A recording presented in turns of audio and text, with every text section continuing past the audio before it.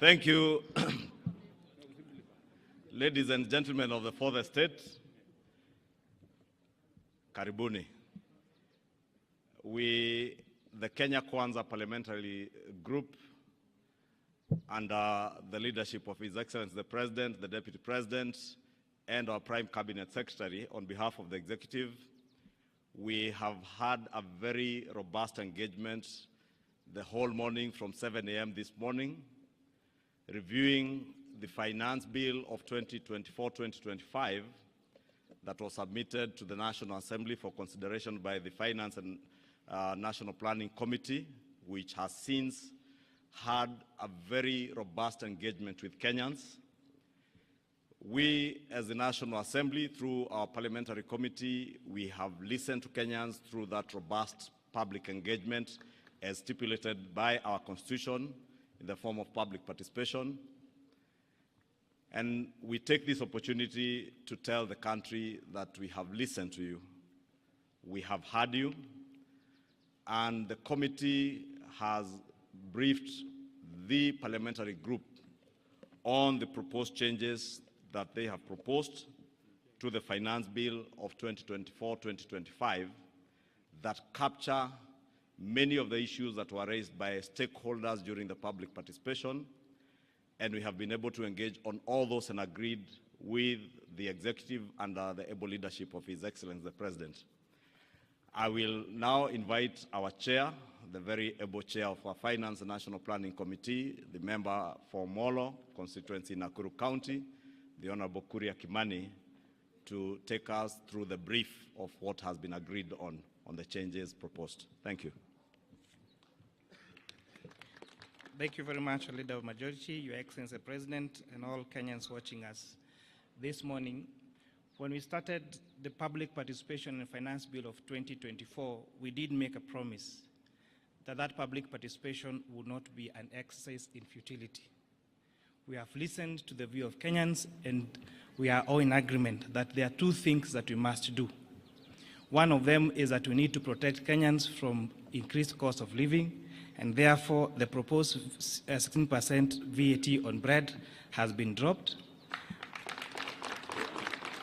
To support, again, on reducing the cost of living, we are doing something about vegetable oil so that we do not make it expensive for Kenyans. Transfer of mobile services is a key concern to many Kenyans, and therefore, again, we have proposed that we do not have any increase on taxation or mobile phone transfer. We have seen in the recent past the proposals that we've made on statutory deductions on SHIF and housing levy has added a loan on, especially on salaried Kenyans, and therefore we have proposed that those statutory deductions now be allowable to pay, so they will not pay an additional pay on those. We all agree that environment conservation is a key concern. The fact that we've had a drought and a few months of floods and our drainage clogs, we have agreed that we need to make a good decision about how to protect our environment. And that is what the wisdom on the introduction of eco-levy.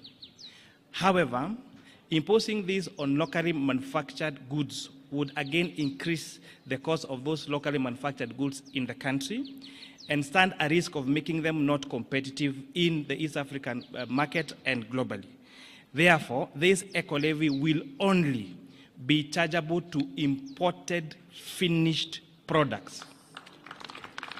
And therefore, all locally manufactured items, and especially including diapers and sanitary towels, will not be subject to eco-levy.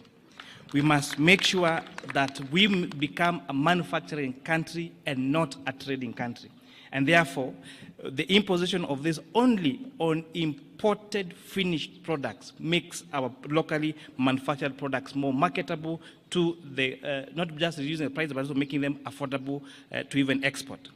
On the VAT threshold, we have proposed in our amended report to increase that VAT threshold from 5 million shillings to 8 million shillings. Therefore, small and medium enterprises that have turnover of less than 8 million shillings do not therefore have to register for VAT.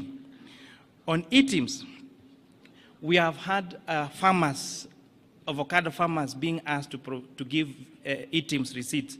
We've had mama mbogas who do their supplies to hotels being asked to register for e-teams.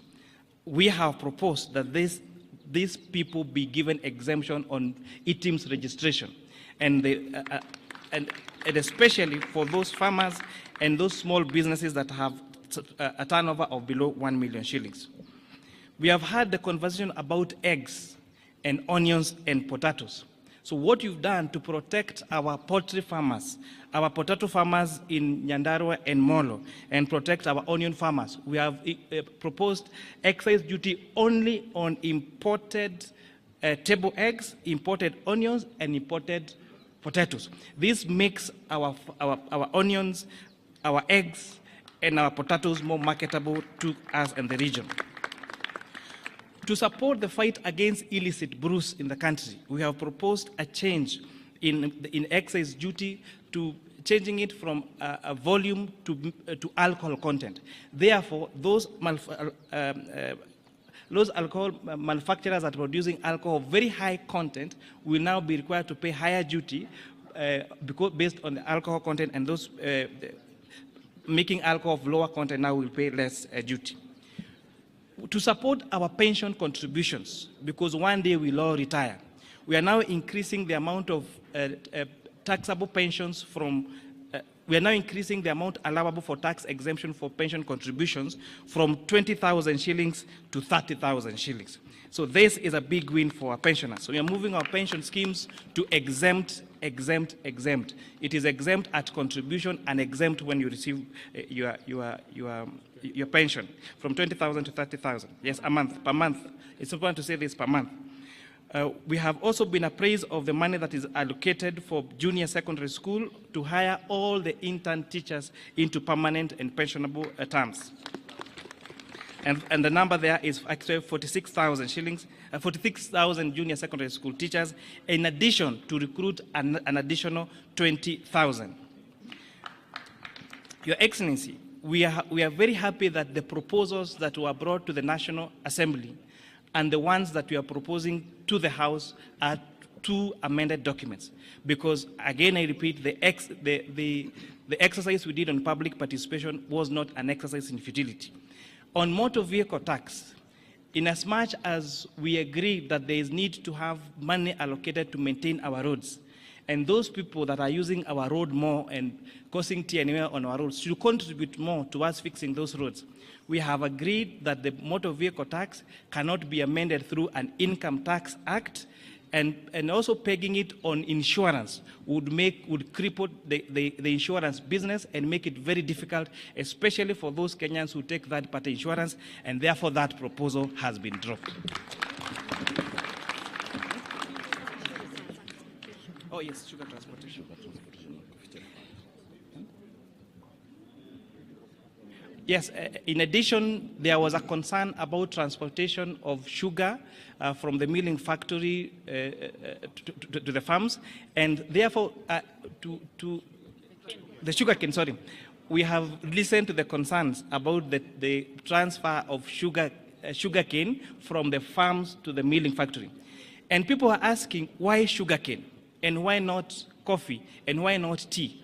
Sugarcane is very bulk, and therefore the largest cost in the processing of sugarcane is actually on transportation, unlike most other crops. And that is why we have recommended to remove VAT on transportation of sugarcane from the farms to the milling factories. For the mobile phone, I actually did mention that mobile phone transfer services has been, we have not increased that, it still retains at 15%. The concern about foreign exchange transactions, the concern about transfer in banks, that the status quo remain, no additional taxes have been increased on that particular sector. Thank you, Chairman Kuria. Members of the press, I think as you have heard from the changes that have been made to the proposals in the finance bill, which will be tabled this afternoon in the National Assembly, I think it's important to mention to members of the public, including the public-spirited Kenyans who had intended to occupy Parliament, that there is absolutely no debate today. It's just the tabling of the report. Debate shall begin tomorrow morning, the whole of tomorrow, and continues to Thursday, and will allow time over the weekend for possible amendments from other members of Parliament. You may have realized from the amendments that we have done, there are a number of things that we intend to achieve. Besides the raising of revenue, is also one to ensure that Kenyans have more disposable income. You will notice from the changes that will be proposed by the chair in the report that you table this afternoon, we are devoting more money back into people's pockets, especially the employed Kenyans who have been contributing to the housing levy. The housing levy has been proposed together with the Social Health Insurance Fund, the National Social Security Fund, and now the housing levy to be tax deductible. And that will ensure that what will be subjected to pay as you earn will be an amount less than what was there before. And therefore, more disposable income will be going to many employed Kenyans.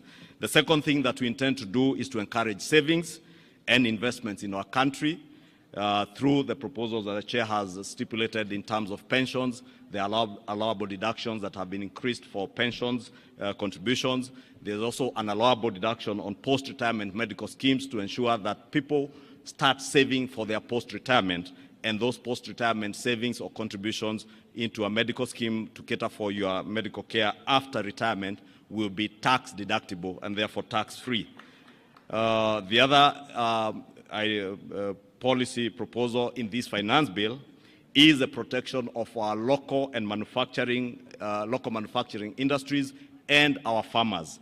We as a country have made huge investments with our farming communities, and therefore we are intentional on protecting those farmers. That is why you hear the proposals to levy excise duty on imported potatoes, imported table eggs and onions, and also the imposition of eco tax or eco levy on imported finished products.